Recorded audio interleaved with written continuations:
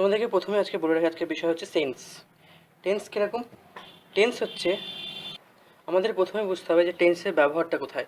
টেন্সের ব্যবহার হচ্ছে প্রথমে যখন আমরা কোনো সেন্টেন্সকে বাংলা থেকে ইংলিশ ট্রান্সলেশন করতে যাই পার্টিকুলার, তখনই আমাদের টেন্সটা যখন বাংলা থেকে আমি ইংলিশে ট্রান্সলেশন করছি না, সেই সময়কালে আমাদের কিন্তু ফার্স্টেই আমাদের টেন্স দরকার আছে। অর্থাৎ সেই বাক্যটা দেখা গেলো কোন টেন্সে আছে এবং সেটাকে অন্য একটা সেন্টেন্সে যখন করতে যাবো তখন আমাকে টেন্স অনুযায়ী সেটাকে আমরা পরিবর্তন করতে হবে।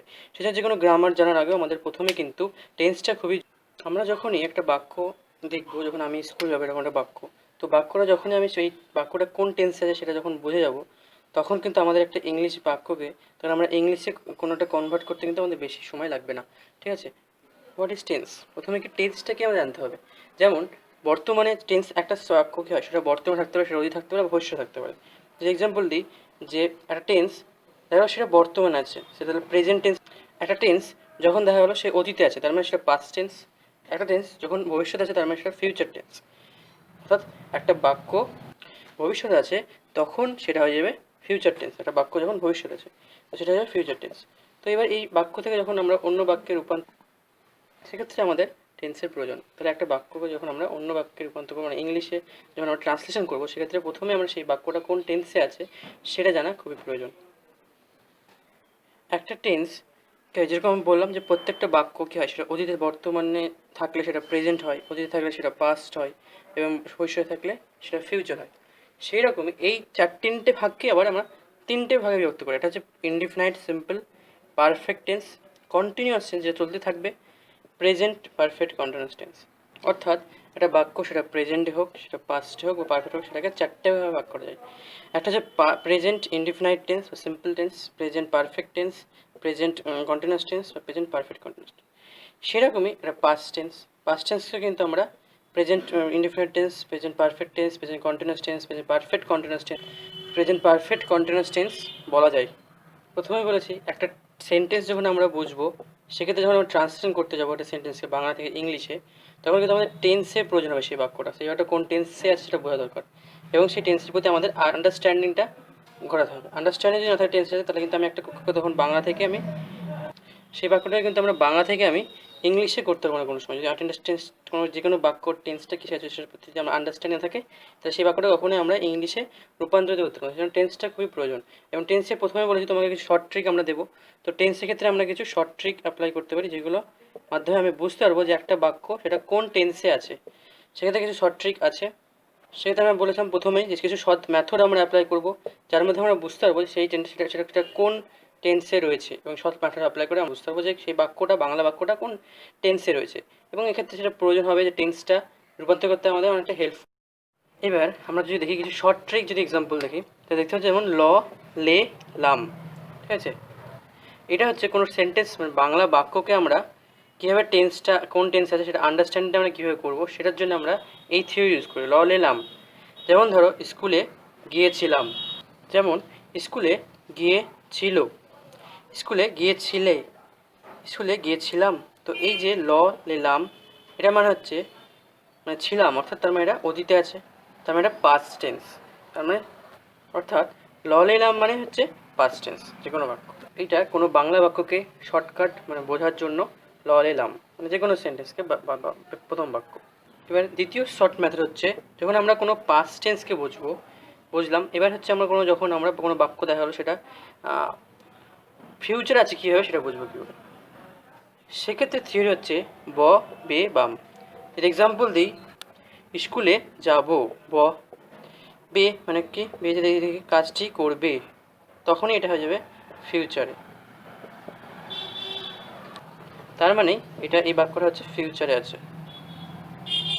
তার মানে এই বাক্যটা হচ্ছে ফিউচারে আছে, ফিউচারের ভবিষ্যতে করবে, করব, যাব, এগুলো হচ্ছে এই ধরনের যদি কোনো বাংলা বাক্য থাকে তখন তার মানে এটা ভবিষ্যতে আছে বা ফিউচারে আছে। বলছি বেঙ্গলি ওয়ার্ডটাকে সেন্টেন্সটাকে বেঙ্গলি ওয়ার্ডটা কোন সেন্টেন্সে আন্ডারস্ট্যান্ডিং বা সেটা বোঝা খুবই প্রয়োজন। আন্ডারস্ট্যান্ড সেই বেঙ্গলি ওয়ার্ডটা কোন সেন্টেন্সে আছে এটা বোঝা, এই শর্টগুলো তোমরা অ্যাপ্লাই করতে পারো। অর্থাৎ থার্ড শর্টটি হচ্ছে কোনো একটা বাংলা বাক্যকে বোঝার ক্ষেত্রে, ঠিক আছে, সেটা হচ্ছে যে ববে বাম আর ললে লাম যে থিওরিটা বললাম সেই দুটো বাদ দিয়ে বাকি যত সেন্টেন্স হবে সেগুলো হয়ে যাবে বর্তমান বা প্রেজেন্ট টেন্স। এক্সাম্পল দিই, আমি বই পড়ি, অর্থাৎ এটা কি, এটা কিন্তু ললে লামের মধ্যে আসছে না, এমনকি ববে বামের মধ্যেও কিন্তু পড়ছে না, তার মানে স্বাভাবিকভাবে এটা হবে প্রেজেন্ট টেন্স। যেমন আই রিড বুক। বারবার বলছি একটা টেন্সকে বুঝতে গেলে সে বাংলা বাক্যটা বুঝতে হবে। তো বেশি যেরকম একটা, তাহলে এটা হচ্ছে প্রেজেন্ট, বর্তমানে রয়েছে। তার মানে এতক্ষণ পর্যন্ত বাংলা বাক্যকে কীভাবে আমরা সেন্টেন্স বা বাক্য আনবো এবং সেটা কোন টেন্স সেটা বোঝার ক্ষেত্রে এই শর্ট মেথডগুলো তুমি অ্যাপ্লাই করতে পারো। যে কোনো বাক্যে হোক, বাংলা বাক্য পড়ার সময় তুমি ওটা দেখেই বুঝতে পারবে যে কোন টেন্সে আছে, তারপর সেটাকে তুমি একটা ইংলিশে তুমি ওটাকে কনভার্ট করো। এবারে চলে আসি যে এই টেন্সের ভাগগুলোকে ব্যাখ্যা করবো। প্রথম ভাগটা এক্সাম্পল দিই, তাহলে তুমি খুব সহজে বুঝতে পারবে যে সেটা কোন বাংলা বাক্যটা কোন টেন্সে রয়েছে। যেমন আমি করোনা মহামারী সমস্যা সমাধান ঘটলে আমি স্কুলে যাব, অর্থাৎ এখানে ব আছে। অর্থাৎ থিওরি আমার মনে আছে যে ব, বে, বাম। তার মানে ব থাকা মানে হচ্ছে বা বে থাকা মানে হচ্ছে সেটা হচ্ছে ফিউচার আছে, তার মানে স্বাভাবিকভাবে এটা হচ্ছে ফিউচার টেন্সে রূপান্তরিত আমাকে করতে হবে ইংলিশে করার সময়। তো এটাকে স্বাভাবিকভাবে আমার ফিউচার টেন্সে রূপান্তরিত করতে হবে ইংলিশে করার সময়। স্বাভাবিকভাবে একটা বাক্য আমরা এবার যেটা শিখবো সেটা হচ্ছে প্রেজেন্ট টেন্স। প্রেজেন্ট টেন্স কি? প্রেজেন্ট ইনডিফিনাইট, প্রথম যে ভাগটা সেটা প্রেজেন্ট টেন্স বা সিম্পল প্রেজেন্ট টেন্স। তার এক্সাম্পল হচ্ছে সে, তাহলে প্রথমে আমার সিম্পল প্রেজেন্ট টেন্সটা জানতে গেলে আমার কিন্তু বাংলাটাকে ভালো করে বুঝতে হবে, আন্ডারস্ট্যান্ড করতে হবে। প্রেজেন্ট টেন্স কোনগুলো? আমি আগেই বলেছিলাম ববে বাম ললে রাম বাদ দিয়ে যে সেন্টেন্সগুলো সেগুলো সবই হচ্ছে বাকি সহজে প্রেজেন্ট টেন্স। যেমন যেটা বর্তমানে থাকবে এক কথা সহজ কথায় বললে, এবং সেটা প্রেজেন্ট টাইম অর্থাৎ প্রেজেন্ট টাইমে বলতে গেলে, এবং হ্যাবিচুয়াল অর্থাৎ সেটা চিরসত্য হতে হবে বাক্যটাকে, ঠিক আছে, অর্থাৎ সে বাক্যটা চিরসত্য হবে, তাহলে সেটা হবে প্রেজেন্ট টেন্স। এবার আমরা যদি একটা এক্সাম্পল দেখি, যেমন একটা এক্সাম্পল দিই, আমি স্কুলে যাচ্ছি, অর্থাৎ কি যাচ্ছি, অর্থাৎ এটাতে ববে ব্যবহার নয় লড়ে নাম, তাই এটা প্রেজেন্ট টেন্স, প্রেজেন্ট ইনডিফিনিট বা সিম্পল টেন্স। বা বলতে পারি চিরসত্য কোনো বাক্য হলে অর্থাৎ হ্যাবিচুয়ালি হলে সেটা হবে প্রেজেন্ট টেন্স। আশা করি তোমরা সকলে জানো একটা সেন্টেন্স যখন আমরা ট্রান্সলেশন করি সেক্ষেত্রে আমরা প্রথমে বাংলাটায় কী দেখি, বাংলাতে প্রথমে দেখি সাবজেক্ট কোনটা দেখি, তারপরে অবজেক্ট থাকে বাংলা সেন্টেন্সের ক্ষেত্রে, আর তারপরে ভাব থাকে, ঠিক আছে। আমি সাবজেক্ট বাংলা সেন্টেন্স এবং ভাব থাকে। যেমন হচ্ছে আমি যদি এক্সাম্পল দিই, যেমন হচ্ছে আমি সাবজেক্ট প্রথমে অবজেক্ট তারপরে ভাব থাকে, সেটাকে আমরা ইংলিশে করার সময় কী করতে হয়, সাবজেক্ট তারপরে ভাবটাকে আমাকে ভার্বের তারপরে ভাব আনতে হয়, তারপরে লাস্টে আমাকে অবজেক্ট আনতে হয়, তাহলে আমার টেন্সের ট্রান্সলেশনের ক্ষেত্রে খুবই সাহায্য হয়। এরকম একটা এক্সাম্পল দিই, তারা বই পড়ে, এখানে বুঝতে সাবজেক্ট আর এখানে অবজেক্ট থাকছে আর এখানে ভার্ব থাকছে। আমরা অর্থাৎ এটাকে যখন আমরা ইংলিশ ট্রান্সলেট করবো সেই ভার্বটাকে এখানে নিয়ে আসতে আর অবজেক্টটা এখানে নিয়ে আসতে, জাস্ট এখানে সাবজেক্ট ভার্ব অবজেক্ট।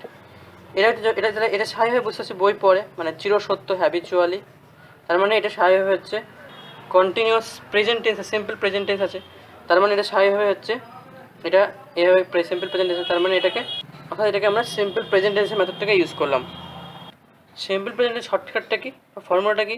সিম্পল প্রেজেন্টে কী হয়, সাবজেক্ট ভার্ব আর অবজেক্ট করে দিলে আমার সিম্পল হয়ে যায়, কিন্তু মনে রাখতে হবে থার্ড পার্সন সিঙ্গুলার নাম্বার যদি হয়, এটা থার্ড পার্সন সিঙ্গুলার নাম্বার, তো স্বাভাবিকভাবে তোমরা নিশ্চয়ই থার্ড পার্সন সিঙ্গুলার নাম্বার কোনগুলোকে বলে তোমরা নিশ্চয়ই জানো। থার্ড পার্সন সিঙ্গুলার নাম্বার যদি হয় তাহলে এস হবে ভার্বের সাথে, থার্ড পার্সন সিঙ্গুলার নাম্বার আর প্রেজেন্ট সিম্পল টেন্স হলে সেখানে ভার্বের সঙ্গে এস হবে, মানে third person singular number present simple present tense হলে সেটা ভার্বের সঙ্গে এস যুক্ত হয়, এটা মনে রাখতে হবে থার্ড পার্সন সিঙ্গুলার নাম্বার হলে। এইটা হচ্ছে ফর্মুলা, এই দুটো ফর্মুলায় জাস্ট রয়েছে, এই দুটো ফর্মুলায় প্রেজেন্ট সিম্পল টেন্সে এই দুটো ফর্মুলায় জাস্ট রয়েছে, ঠিক আছে। একটা হচ্ছে নর্মাল আর এখানে থার্ড পার্সন সিঙ্গুলার থাকলে এস হবে, এটা আমাদেরকে মনে রাখতে হবে। সিম্পল প্রেজেন্ট দুটো এক্সাম্পল, যেমন হচ্ছে হি থার্ড পার্সন সিঙ্গুলার থাকলে এস হবে, মনে রাখবা সিম্পল প্রেজেন্ট টেন্স শুধুমাত্র সিম্পল প্রেজেন্টের ক্ষেত্রেই যদি first subject third person singular number হয় তাহলে কী হবে, এটা তাহলে এটা স্বাভাবিকভাবে হচ্ছে ভার্বের সঙ্গে এস হবে।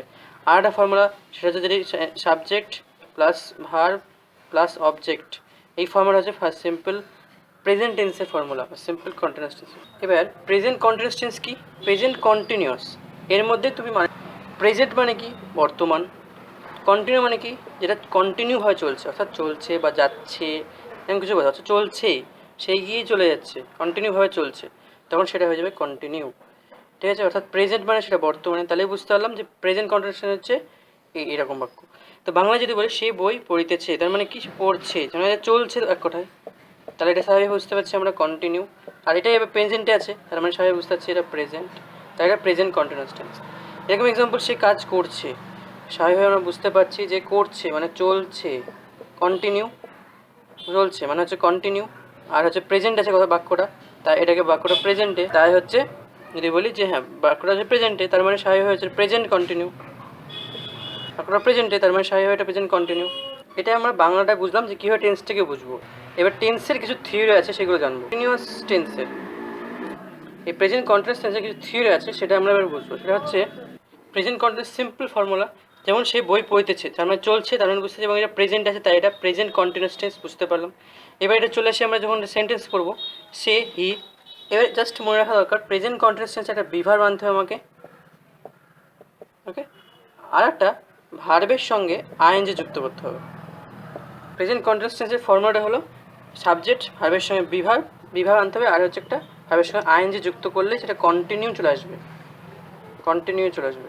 আর এই যেটা বিভাব হবে সেটা স্বাভাবিক প্রেজেন্টে আছে, সেটা প্রেজেন্ট, এই সেন্টেন্স বিভাব হচ্ছে, এটা হচ্ছে প্রেজেন্টে আছে, সেটাকে বোঝাবে, প্রেজেন্টে কথাটাকে বোঝাবে যেটা প্রেজেন্টে আছে।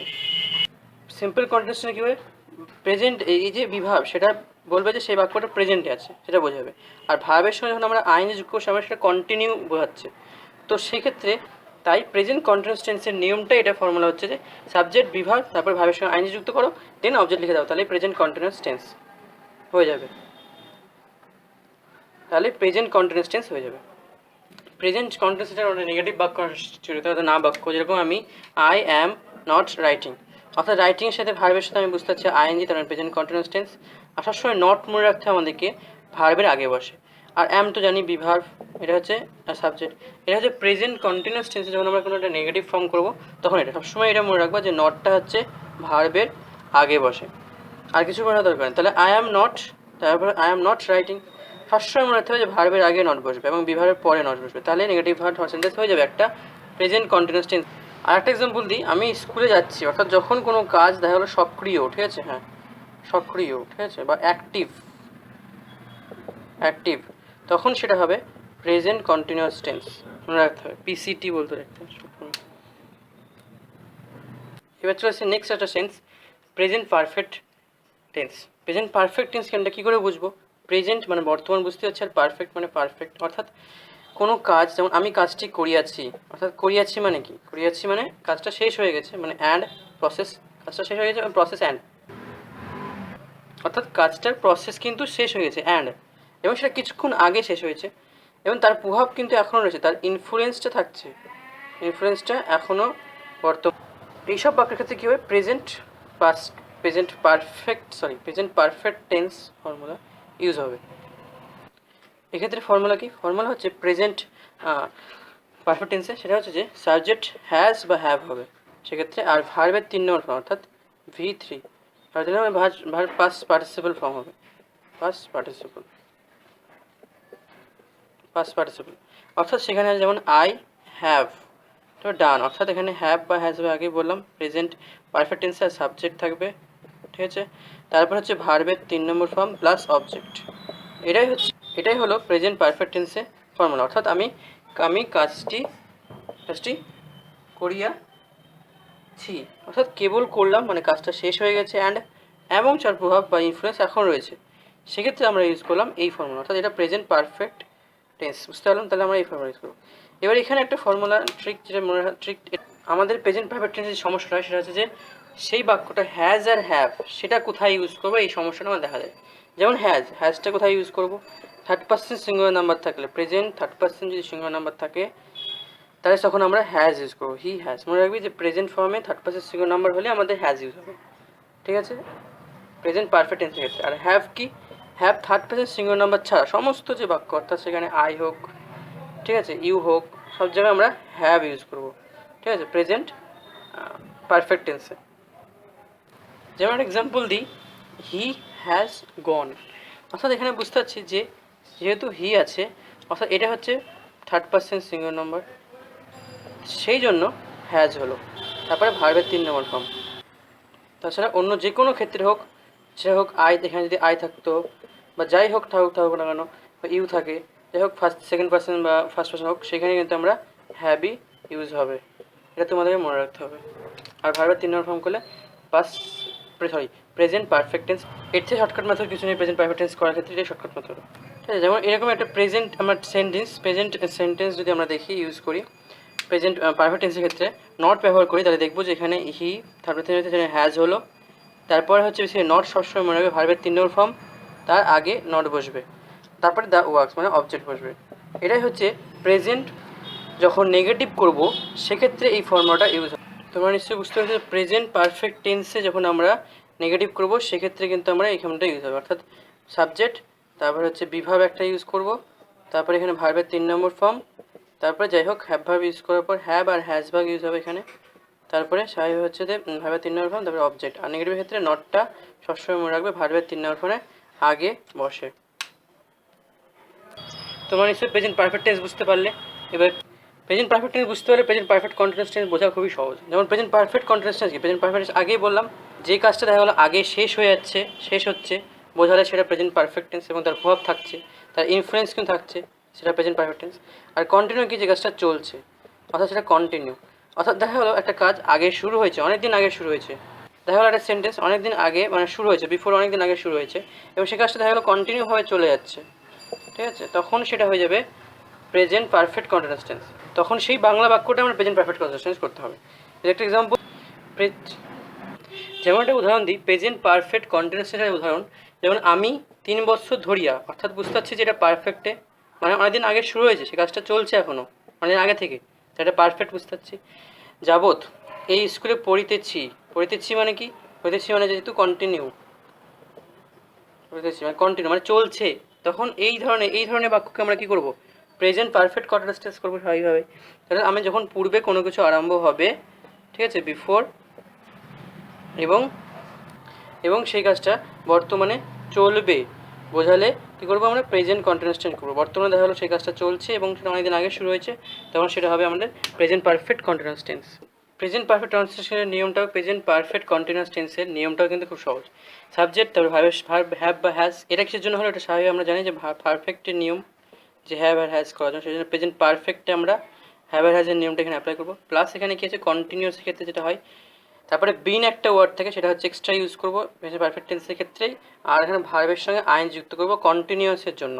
তাহলে এই জন্য তাহলে কী হলো, পারফেক্ট ইউজ করলাম, কন্টিনিউ ইউজ করলাম, তাই এটা প্রেজেন্ট পারফেক্ট টেন্সের ফর্মুলা চলে আসলো থিওরি।